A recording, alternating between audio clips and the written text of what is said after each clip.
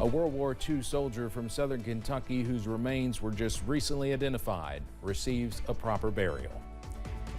And the mothers of 2 Palestinian students shot in Vermont speak publicly about what they have been through. And a busy weather pattern is on the way. Your first alert forecast coming up as Mountain News First at 4 continues. Mountain News First at 4 continues. A World War II soldier who died in 1944 has been positively identified. Army PFC Henry Wade of Russell County was laid to rest today in Pulaski County. WYMT's Phil Pendleton has more on the ceremony and how Wade is being remembered. Henry C. Wade was an infantryman in battle in Germany in 1944. He was killed in action. He was only 24 years old. His remains went unidentified for many, many years, but thanks to DNA analysis and some other tests, his remains were positively identified in May of this year, and today he was finally laid to rest here in Pulaski County. And today was a day that Wade Abbott and his family have long waited and wanted to see. His mother, Henry Wade's sister, who is buried in the same national cemetery, and their mother begged the military for answers that could never come. But thanks to DNA analysis, those answers finally came. Today, the remaining members of the family and lots of friends came together to say goodbye.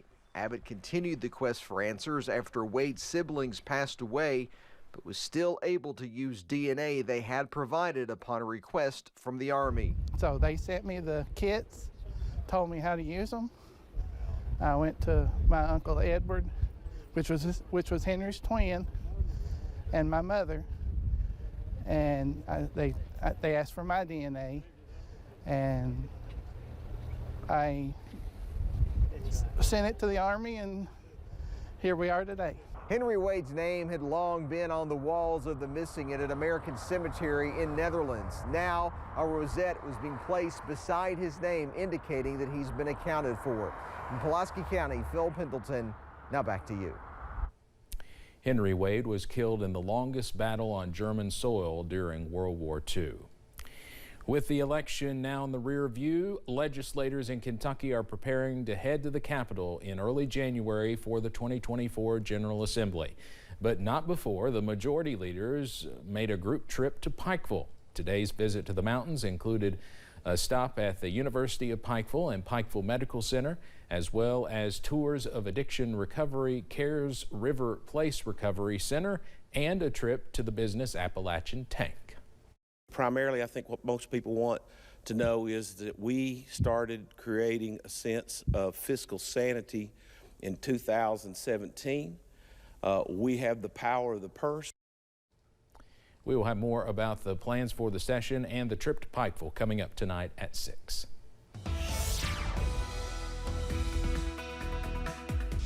Well, as high pressure sits over the mountains for the middle of this week, more dry, also sunny weather is on the way for this afternoon. Also into this evening, we stay clear and those temperatures begin to fall once the sun sets as well. But right now, though, we are comfortable. Here's a live look from UVA Wise. We are cooler in Southwest Virginia, down to 39 degrees over in Wise. But most of us right now in the upper 40s and lower 50s to middle 50s in some areas, up to 55 in Manchester, 54 over in Whitley County, 50 for Jackson, also Hazard, and 52 over in Somerset. So not too bad on this Wednesday, and some even milder weather is on the way by Thursday, also Friday, and into this weekend. Up on the radar, we are dry, also sunny as high pressure is parked over the eastern coast, but we are tracking some changes into late tomorrow, also on Friday, as that next weather system begins to move across the region. So more showers on the way, also some breezy weather as we close out the work week, and then maybe a few more rain chances into this weekend, also early next week, as those temperatures also warm up into the 60s by this weekend.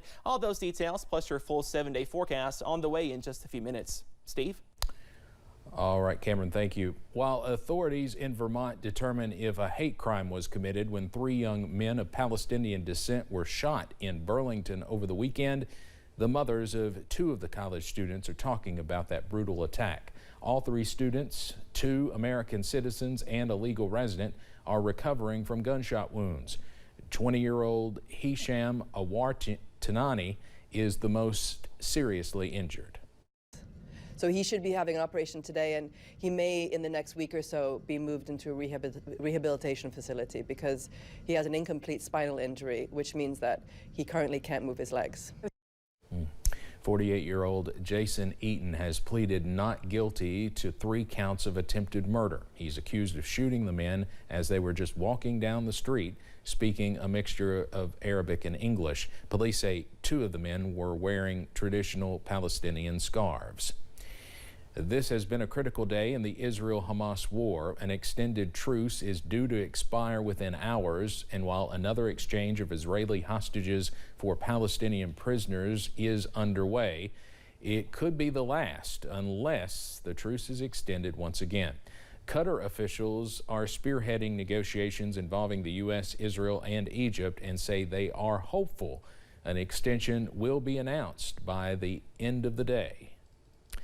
Taiwan says farewell to one of its oldest fighter jets, marking a new era for Taiwan's Air Force. For almost 50 years, these American-made F-5s were used to not only defend the skies above Taiwan, but also to train the country's fighter pilots. Replacing the F-5 are new domestically made advanced jet trainers. They are unique in that they use a state-of-the-art simulator to help pilots get a feel for the variety of jets Taiwan has in service. A final day of tributes and farewells to Rosalind Carter. The former First Lady had a private funeral in the small Georgia town where she was born and where she lived for decades with her husband, former President Jimmy Carter. CBS's Skylar Henry is in Plains with more. Family and friends arrived at the Carters' small hometown church for a final outpouring of love for the former First Lady. Give us this day. The private funeral was held at Maranatha Baptist Church, where Rosalind and Jimmy Carter were cherished members of the congregation. They'd been married for 77 years when Mrs. Carter died last week at the age of 96. A tearful pastor, Tony Loudon, called her the greatest First Lady. Our First Lady excelled them all. The 99-year-old former president also attended, as did the couple's extended family who remember the Carters' extraordinary marriage. Dad got used to Mom disagreeing with him because she was really good at it. And she became a partner in the true sense of the word, where they had equal footing. The Carters left their mark on Plains, Georgia, with a population of nearly 600 people. Rosalind's death is deeply felt. What did it mean for you to be here today? It means a lot to be asked to come out here today. I just want to show respect for the Carter family. As First Lady from 1977 to 1981, she was her husband's closest advisor and then became a political force herself, traveling the world to help fight disease and famine. But this small town was home base. The Carter family trailed her casket to her final resting place on the grounds of the first couple's home, where her husband still lives. Skylar Henry, CBS News, Plains, Georgia.